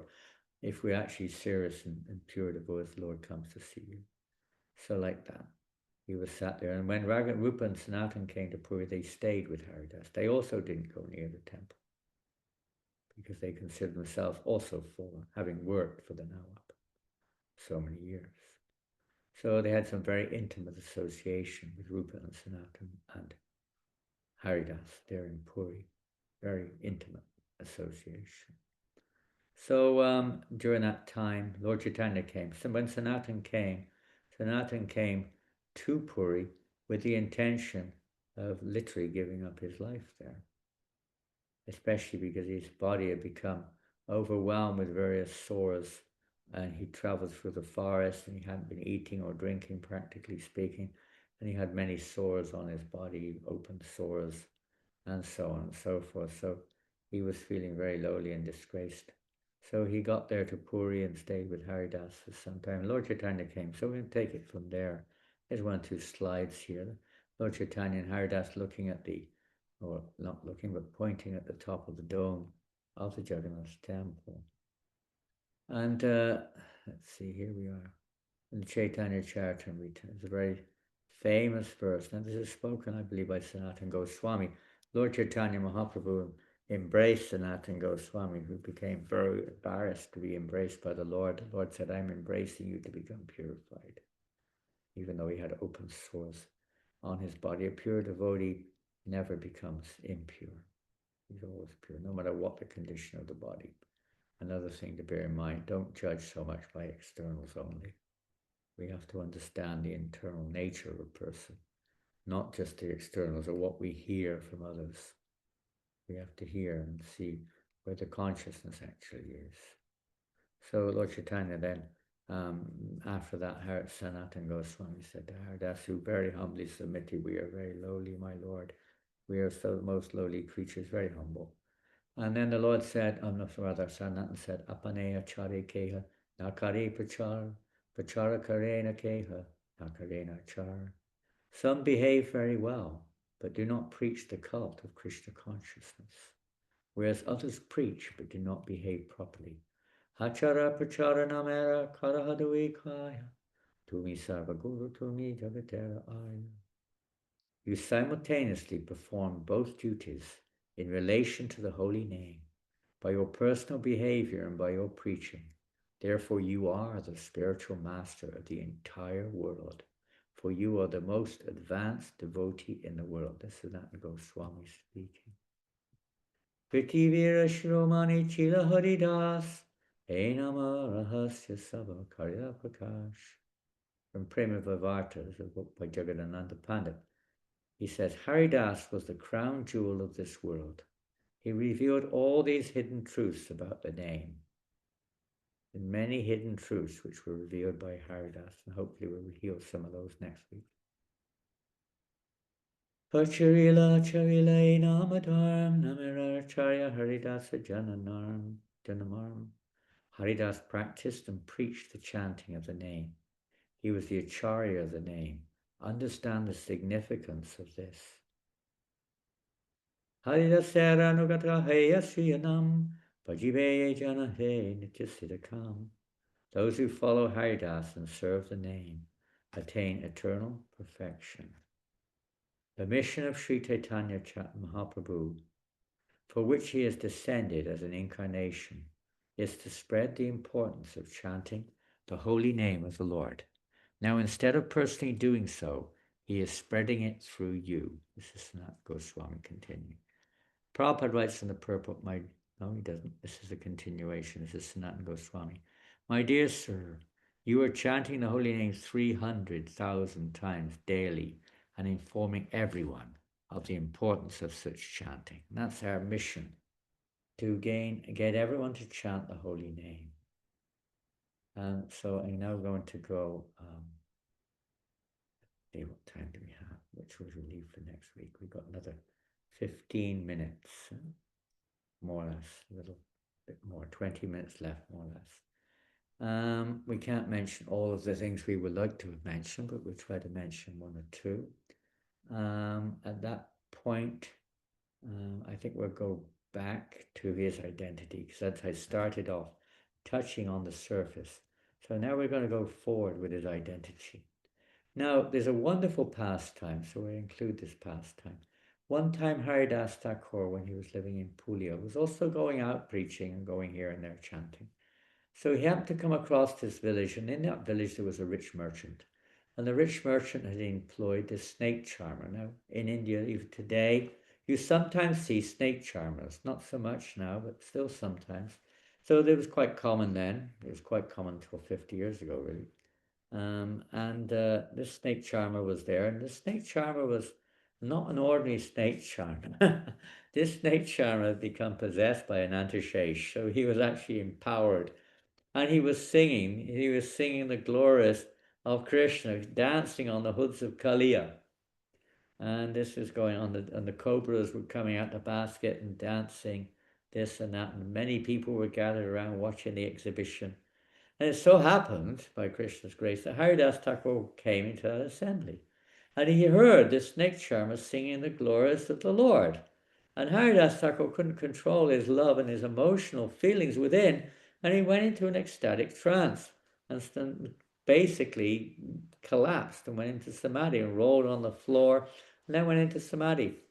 And everyone was astonished to see this personality who suddenly appeared, unknown to them, was exhibiting such ecstatic symptoms on hearing the snake charmer singing about Kaliya Krishna. So after some time, at that time, the snake charmer stopped, and he put his hands in prostration, pranam, and just stood there offering respects to Haridas for quite some time. And then after a while, Haridas suddenly came to consciousness again. What's that noise? Let me see, maybe someone's sending a message or something, I don't know. I don't know what it is. Anyway, sorry about the noise, if you heard it.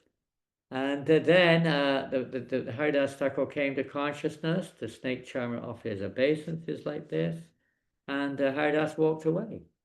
Everyone was astonished. He just left and went off. And there was one, again, another proud person. Pride is such an obstacle on that path. This proud Brahmin in the audience saw this exhibition, what he thought was an exhibition. What is this? This low-class man comes here, puts on a show, rolls on the ground, makes some noises, and everyone offers him praise. Imagine what would happen if I did the same thing. I'm a Brahmin. Can you imagine how much praise I'd get? So he suddenly burst out the crowd, because the snake charmer carried on again, of course, singing about Krishna's glories. This snake charmer burst out and started rolling around and bah, bah, bah, Krishna, whatever. And the snake charmer stopped again. But this time his reaction was quite considerably different. Instead of offering his pranams, the snake charmer picked up a big stick and went and started smashing him left and right with a stick. Big stick. And the poor fellow, this Brahmin, started crying and screaming, "Save me! Father, help!" And he ran out of the arena for his life as the snake charmer was chasing him with a stick.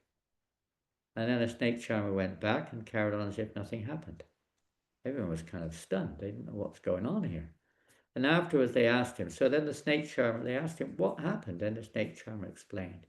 And he started to speak about the difference between the Brahmin and Haridas. So here he's glorifying Haridas. His name Haridas is appropriate, for Lord Krishna constantly dwells in his heart. He is affectionate to all living entities, and he is always engaged in their welfare.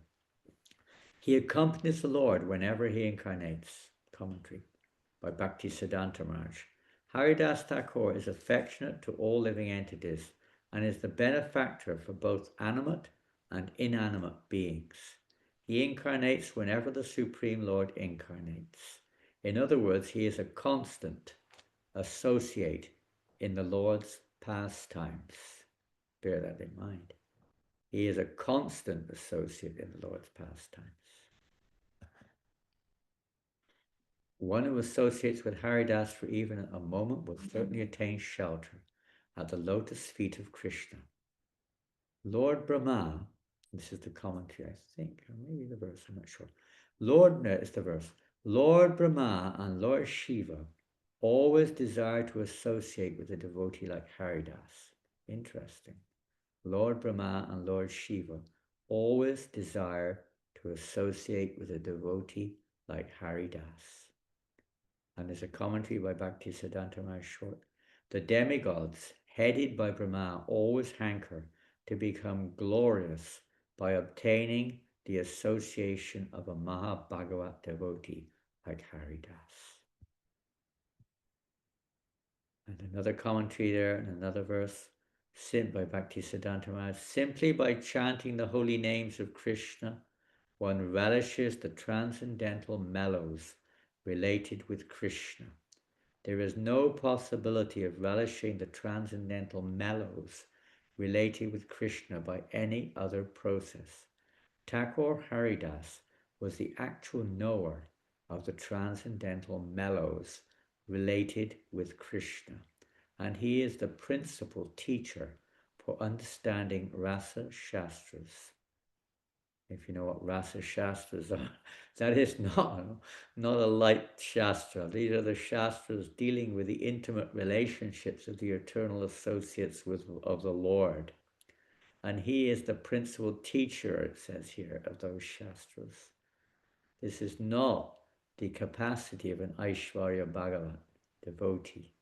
This is the nature of the topmost devotee, one who has realized the nature of the Lord in Madhurya or conjugal relationship.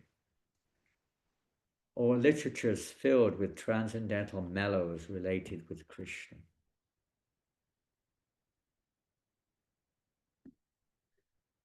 Even Brahma, this is from Chaitanya Bhagavat again, even Brahma and Shiva were satisfied to see the wonderful manifestation of Haridas's hair standing on end. Quite something. Haridas was born in a low-class family, just as Prahlad was born in a demonic family and Hanuman in a monkey family. The demigods desire the touch of Haridas, and even Mother Ganga desires that Haridas immersed in her waters. So in one sense, his pastime of him being thrown in the Ganga by the Nawab is part of fulfilling Ganga's desire. She was able to embrace him and serve him. By the supreme will of the Lord, Thakur Haridas appeared in a low-class Muslim family. Again, the supreme will of the Lord. Generally, human beings desire to become purified by either touching the demigods or taking bath in the Ganga. But what to speak of the demigods headed by Lord Brahma, even the most sanctified Ganga, who emanates from the lotus feet of Vishnu, desires to become glorious by the touch of Mahabhagavat Paramahamsa Vaishnavacharya Haridas Thakur, who is the representative of all the demigods. Haridas Thakur, and that's from Kavi Karnapura, who compiled the Gorganadesh Deepika, which is it describes the parallel position of all the devotees in Gaur Lila in Krishna Lila. They go on simultaneously. They don't become one or the other. They have these eternal roles in all these Leelas. It's not that, oh, so and so became so and so Rama, Vishaka became Ramananda Roy or something. He's eternally Ramananda Roy and he's eternal, or she's eternally Vishaka. They exist eternally. Haridas Thakur is a combined incarnation of Brahma Mahatapa, the son of Richika Muni, and Prahlad.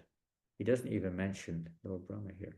The respected Murari Gupta has written in his Chaitanya Charita Mahakavya that the smooth son picked a tulsi leaf and offered it to Krishna without having washed it first. So I guess this is another lesson to learn. His father then cursed him to become a mlecha in his next life. He was thus born as Haridas, a great devotee. That's just a sideline. And it appears, and it doesn't just appear, it's a fact, that oftentimes many devotees appear to be one personality in Gaur Lila. This is a common thing. It's understood in different ways. One is the mood of that particular devotee, and the other is a totally transcendental one, you could say. They're re-engaging, they're re-entering into their form in Gaur Lila. The same thing applies in Krishna Lila, that Krishna's eternal mother and father, Nanda and Yasoda, appear as Drona and Dara. They appear to be, some kind of minor demigods. And then they perform worship of the Lord, desiring him as their son. And then they became Nanda and Yasoda. It's not that they became Nanda and Yasoda. Nanda and Yasoda are the eternal parents of the Lord. Nobody becomes them. But what the actual fact, according to the Acharyas, is that Nanda and Yasoda expand themselves in various ways to teach how one can develop the particular mood of service which is manifest by the eternal associates. So Nandi and Yasoda became Drona and Dara as one of their many expansions in service to the Lord. Every time the Lord appears, they appear in their expansive forms as his mother and father. But they also teach the process. So it's like a partial expansion. They appear in the form of Drona and Dara. And then when Krishna appears, Drona and Dara merge back into their original form. That's what happened. It's not that they became. It's worded like that for common understanding, but it's not actually the full picture, partial only. So like that, these things happen. Sometimes many personalities, they appear many personalities, but there are various expansions of the same personality appearing differently in different leelas. And it's like all of Krishna's incarnations, they all appear in the form of Krishna. When his eternal associates appear, sometimes other expansions of those eternal associates also merge back into him or into them, and their nature is manifest at different times during that personality's lifetime. And then we go here, next one. Now this is the last thing we're going to mention today. Oh boy, here we got 5 minutes, very briefly. On the Mahaprakash day, Lord Chaitanya Mahaprabhu embraced Haridas and informed him that he was none other than an incarnation of Prahlad Maharaj. So it's confirmed he's Lord Brahma, it's confirmed he's Lord Prahlad Maharaj, it's confirmed he's Brahma Mahatapa. Who is he? And that's still not fully answered. In one sense it is, in one sense it isn't. But Lord Chaitanya says, you are indeed an incarnation of Prahlad Maharaj, which he is. And then in Chaitanya Bhagavat said, anyone who hears the prayers of Haridas and the benediction he received will certainly obtain the treasure of Krishna Prem. this is not my statement, this is the verdict of all the scriptures. Simply by hearing topics about the devotees, one develops devotion to Krishna. So this pastime, which this describes by Vrindavan Das Thakur, is here giving a benediction, you can say. But this pastime which he's describing is the pastime in Srivas Anga. When Lord Chaitanya started his nocturnal kirtans, Haridas Thakur, along with Advaita and others, were fully participant in those nighttime pastimes. So during those pastimes, Lord Chaitanya was a time when he revealed, what's it called? I've forgotten the Sanskrit term, 72 hours or something. In this very special occasion, when the Lord revealed to each and every devotee his particular form, which for them is their Ishtadev, or their eternal worshipable form of the Lord. And he was calling up each devotee, glorifying each devotee in various ways, and then asking them for, please ask a benediction. So Lord Chaitanya Mahaprabhu eventually called up Haridas. Now at this time, most of the Mayapur and Navadvip devotees didn't really know Haridas. They'd seen him, but they didn't really know much about him because he was residing in Puglia. He wasn't a resident of that area, and he never came from that era. So they didn't really know much about him. They knew he was a great devotee and associate of the Vedacharya, but they didn't know much about his history. So then Lord Chaitanya started to glorify him as if he had hundreds of thousands of mouths. He just went on and on. Then Lord Chaitanya Mahaprabhu said, do you remember Haridas, that time when you were being beaten in the marketplaces? He was telling all the devotees his pastime. And he said, when you were being beaten in those marketplaces, I immediately sent my Sudarshan Chakra to the spot, immediately, to kill all those guards, to cut their heads off and to kill all those involved in it. But you Haridas, were praying for their welfare, praying, please don't hurt them, please don't harm them. And this we'll go into more next week. But this prayer was there. Then Lord Chaitanya Mahaprabhu said, at that time I didn't know what to do. I sent my Sudarshan. He was mobilized by your compassion, your love. He returned without fulfilling his business. So then I decided I would go. And Lord Chaitanya said, I went myself. He said, and then Lord Chaitanya turned around and he showed his back to all the devotees. And everyone could see all the whip marks down the back of Lord Chaitanya. He'd taken all those beatings. And then Lord Chaitanya Mahaprabhu showed his back to all the devotees. Everyone was astonished, stunned. And Lord Chaitanya said, because of this, I decided to appear and reveal myself to the world. This is the reciprocation of the Lord, like that. And so Lord, at that point, whether it was before he actually physically appeared or before he revealed his Sankirtan movement, this pastime took place. They don't keep it historical, but it was definitely early, either early in the years of Lord Chaitanya or before he appeared. Generally, it's understood it was before he appeared. Lord Chaitanya said, this sped up my appearance in this world. Because it was Haridas Thakur and Advaita Char, not just Advaita, but both of them were praying for the Lord's appearance to save the conditioned souls, to protect the devotees who were being harassed by the conditioned souls. A very important part. So our time is up, and there is now 10 minutes left. If anyone has any questions, you're welcome. I'll just close that and stop here. We're back online again. If anyone has any questions, if you can kindly raise your hand, and then Krishna Kesh can. Okay. Can we take Rupanuga Bhakti Prabhu, and then we have Jai Vaid Prabhu next? Hare Krishna Maharaj, Anavad Pranam. Thank you very much for your class, Maharaj.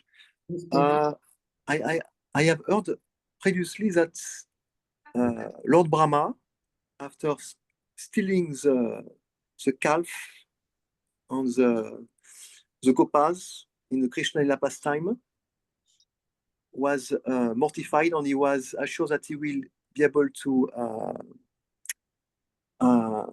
atone or to get back by appearing in the past time Lord Chaitanya Mahaprabhu playing the role of Haridas Thakur and chanting the holy name of the Lord constantly. That But was, here you mentioned that yeah, we talked about that. Brahma Matapa, the son Yeah. of Rishika Manu. It's another one. That's a different personality. Yeah. So could you please clarify? Clarify what? This Brahma Matapa, Yeah. is different from Lord Brahma. Yeah, they're two. Well, as I mentioned just now, many personalities, many oftentimes they appear to be in the same person. I see. He's also Prahlad Maharaj. Haridas Thakur is also Prahlad. We just heard that. Lord Chaitanya himself said that. Yeah. So that's only what we know. That's just three personalities are all said to be Lord Brahma, to be Haridas Thakur rather. Yeah. One or was he the other? Was he all of them or was he something else? And there's another angle to this, and I'm just throwing it out. It's not so much it's certainly not mentioned directly, and there's nothing to be confirmed. But how do you become rectified from your anarthas? This is confirmed, of course. How do you become rectified from anarthas? How do you become transformed? How does your consciousness transform? What's the main thing that transforms it? Somebody like to say?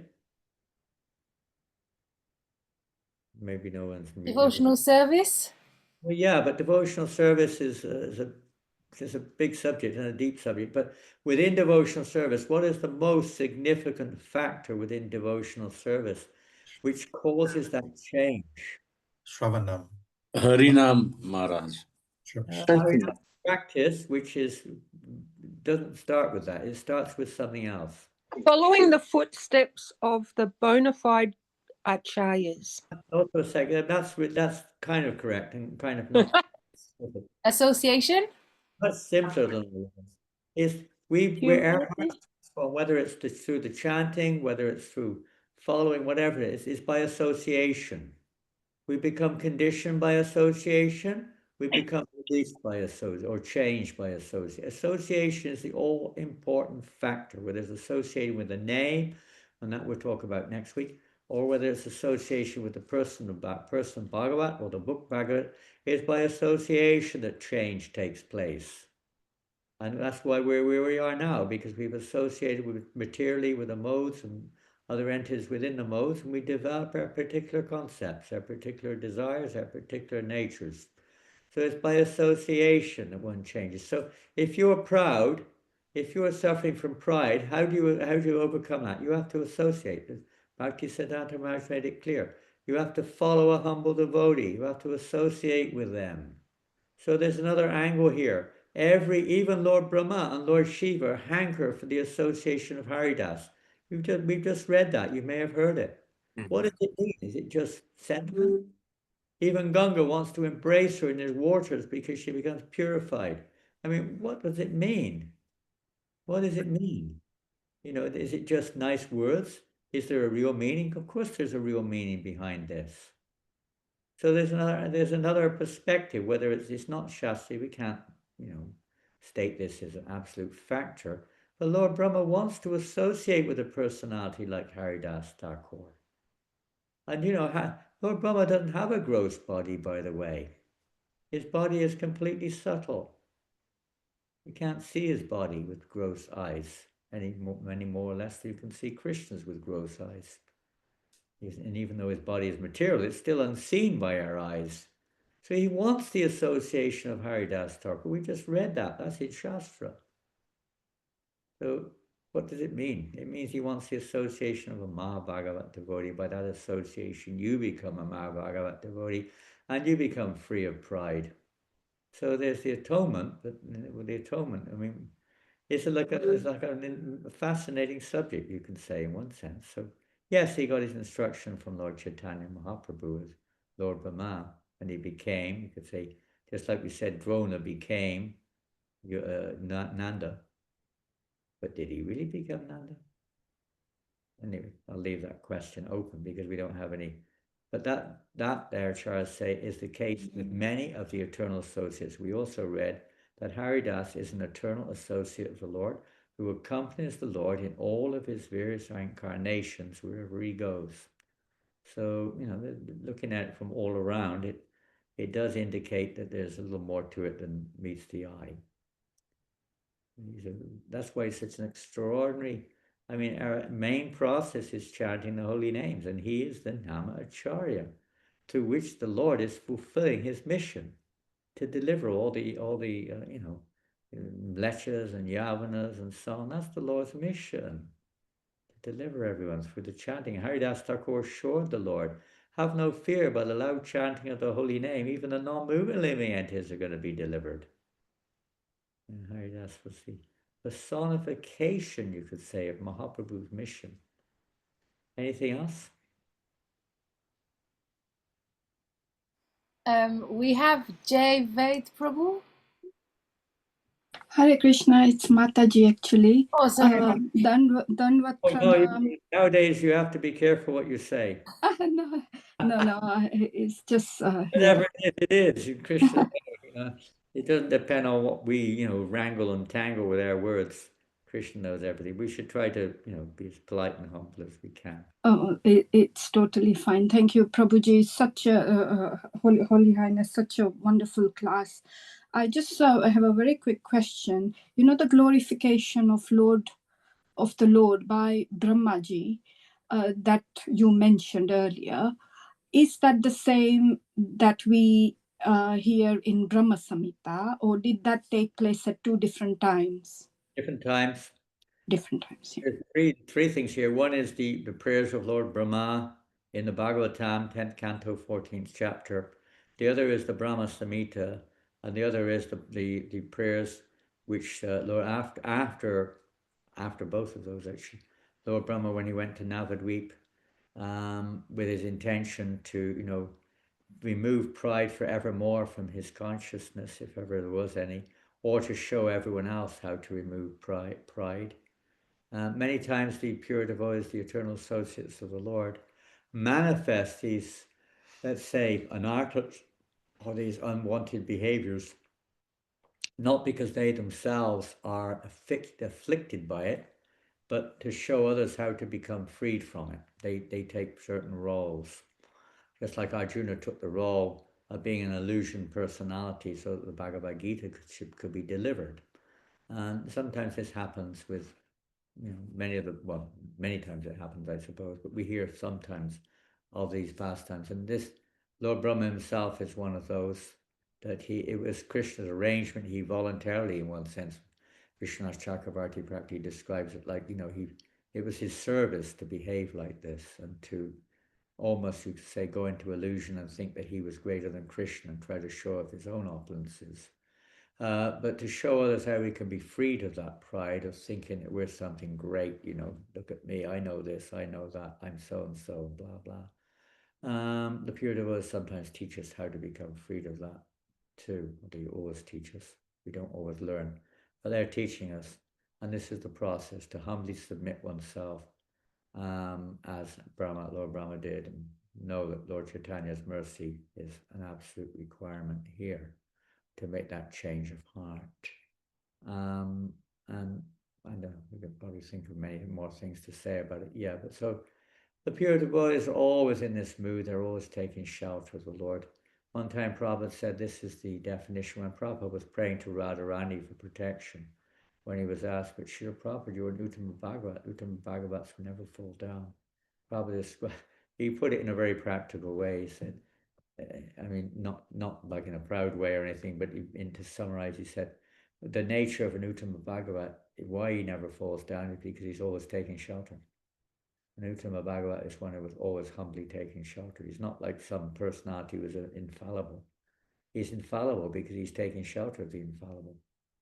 You become a pure devotee by associating with a pure devotee. You get freed of pride by associating with someone who has no pride, mundane. It's by association this change takes place. So Haridas Thakur is the teaching us, when we hear these pastimes, we are, depending on the degree of our, you could say, our submission, our attention, or sincerity and so on. To some degree, at least, we're associating with these great personalities. And it has an effect, at least in cementing our determination to try to follow their paths and our prayers to them to please. Next week, we're going to hear a beautiful prayer of Haridas Thakur in this regard, if Krishna allows. And that will be the basis of next week's effort to associate with Haridas and glorify him, try to follow in his footsteps. But we've hit the time now. We're at 1 o'clock or 12 o'clock here in the UK, which we are now. And we have another program backed up now, I believe.